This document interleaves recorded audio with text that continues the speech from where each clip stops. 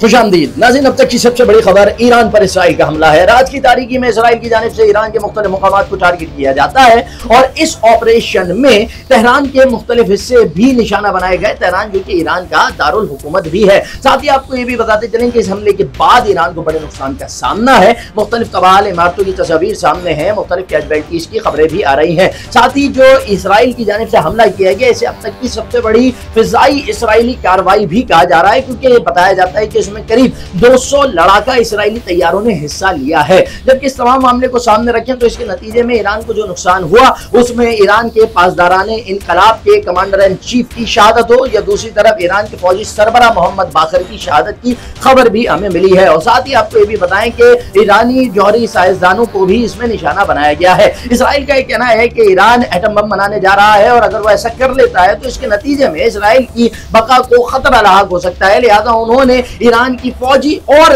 जौहरी तंसीबात को निशाना बनाया है। इस तमाम मामले को लेकर ईरान का शदीद रद्द-ए-अमल सामने आया है और आयतुल्लाह खamenei का कहना है कि जनाब ईरान के ऊपर होने वाले इस हमले का खमियाजा इसराइल को बहुत सख्ती के साथ भुगतना पड़ेगा। पाकिस्तान ने भी अपना मौका दे दिया है और पाकिस्तान ने इससे ईरानी खुद मुख्तारी पर हमला करार देते हुए इसराइल की मजम्मत की है और साथ ही ईरानी अवाम के साथ यकजहती का इजहार भी किया है।